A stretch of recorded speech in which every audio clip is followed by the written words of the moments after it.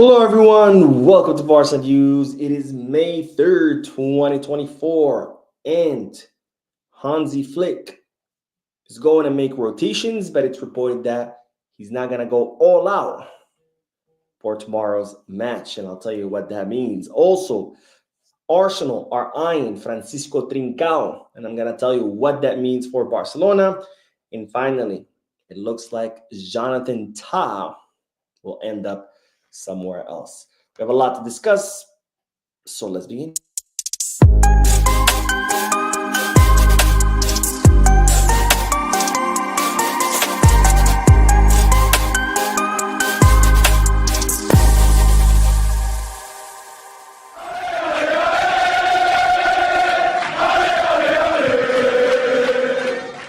Hello everyone, welcome to the channel. My name is Mo and I'm still out of the country, so I'm not home. I'm not in my YouTube studio, so I cannot film, edit, and post videos. Therefore, I'm bringing you this short live stream to keep you up to date on all Barcelona news.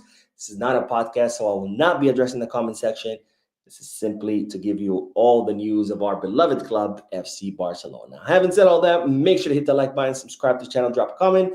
And let's begin with the news because, ladies and gentlemen, Barcelona now have a date of when they're going to finalize the contract renewal of Hansi Flick, our German coach, our hero, who has returned the illusion, the hope, the happiness to all of us Barcelona fans, and of course, who has returned the winning ways to FC Barcelona after many, many disastrous years. And as you know, Flick's contract expires in the summer of 2026. Of course, Jean Laporta wants to keep him for as long as possible, but Flick, on the other hand, wants to take it 1 year at a time. He wants to make sure he's doing a good job in order to renew another year, and so on and so forth.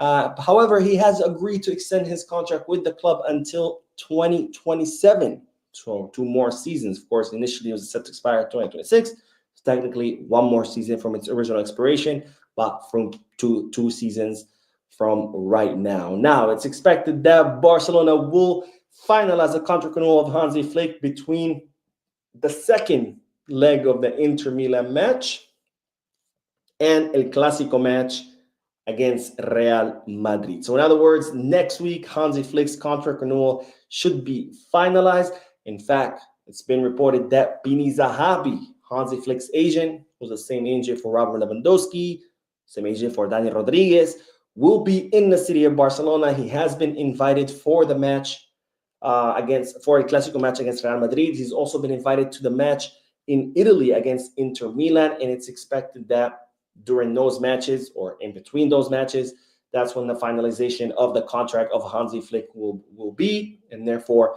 Barcelona will finalize the extension of Flick by next week. And that's, of course, great news. Now, it's not expected that Barcelona are going to do some huge presentation and party and blah, blah, blah, because they don't want, of course, distract the players and Flick away from, well, the most important part of the season where we're still fighting for La Liga and the Champions League.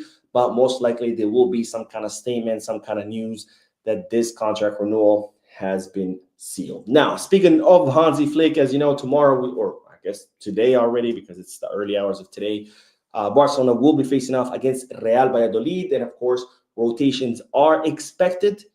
However, they're saying that Flick is not going to rotate too much. Now, of course, we do have the second leg of the Champions League semifinals against Inter Milan, so we need our players, or most important players, rested against that. But, of course, we're still in the race for La Liga. We're only 4 points ahead of Real Madrid, and, well, we need to still be focused in La Liga. We have not won it, so we cannot just be like, oh, just send in all the subs or just send Barca Athletic players and we'll all be done. And in fact, Hansi Flick addressed this during his press conference ahead of tomorrow's match when he said the following, and let's see, let me make it a little bigger. He said, we have the objective of winning La Liga. It's a title you win after a long season. You have to play at the highest level. It doesn't bother us if they are in second division next season. You can lose La Liga in this kind of game. It's worth remembering what we suffered against Leganés and Las Palmas in the first round. So, of course, Hansi Flick making it very clear that, hey, we're still in La Liga. We want to win it. and we cannot undermine an opponent like Real Valladolid just because they're already in the relegation zone and will be in second division. After all, we have struggled against smaller teams like Las Palmas and Leganés, and I'm glad to hear this from Flick that he's not undermining any opponents, because you need to win every match from here until the end of the season to become champions, regardless of who the opponent is. Now, of course, what does this mean as far as rotations? Because again, we have that Champions League match on Tuesday. Well, some reports are stating, or some people are predicting, that Hansi Flick could be rotating. Well, we know Szczesny will be replaced by Mark ter Stegen. They're saying we might see Ronald Araujo and Andreas Christensen back as the two center backs to rest both Inigo Martinez and Pau Cubarsí. On the right back, of course, we have Jules Koundé, who is injured, so we might see Eric Garcia come in his place. On the left back, we know Balde is 100% fit now. However, most likely he will be rested and be reserved for the second leg of the Champions League, so we might see Gerard Martin on the left back, with maybe Balde coming in during the final minutes just so he can, get some minutes in. In the midfield, either Pedri or Frankie will be rested. It's not expected that both will be rested, just one or the other, with Gabi taking the place of whoever is getting rested. Fermin Lopez will most likely take the place of Dani Olmo. In the front, we might see Ferran Torres again. After all, he hasn't played, the entire season, so he still has, fresh legs. And then either Lamine or Rafinha will be rested. We'll see who. It could be both, but not at the same time. Maybe Lamine starts and then Rafinha comes off the bench later on in his place, or the opposite, which of course begs the question, who will be the other winger? Ansu Fati, Pau Victor? We don't know. Of course, we're going to have to wait and see tomorrow, but I do want to hear you guys' thoughts and opinions. Who do you think Hansi Flick will start in tomorrow's match? Let me know down below in the comment section. Now, let's talk about the next bit of news, because Arsenal, ladies and gentlemen, are eyeing Francisco Trincao, the Sporting CP winger, who's been having a spectacular season in the Portuguese league, so much so that he has attracted the attention of many European clubs. Now, Francisco Trincao's contract expires in the summer of 2027. Sporting CP really want to extend his contract. They want to renew him and double his salary because they're very, very happy with his performance. But of course, many big European clubs are also eyeing the player, including Arsenal, who are reportedly willing to pay his release clause, which is worth around 66 million euros. Now, you might say, Mo, why do we care about what Francisco Trincao does? Well, Barcelona still own 50% of the rights of the player. So if Arsenal do pay the release clause and take the player away, you're talking about 30 million euros plus for Barcelona. And of course, that will be a great, great boost for the club, because this summer, we're going to need as much money as possible if we want to look to make signings and reinforce our squad. Now, the last thing we will cover is Jonathan Tah, who has spoken about his future. He made an announcement talking about how, he's going to be sad leaving Bayer Leverkusen, blah, blah, blah. But then he said that he will be announcing his next destination pretty soon.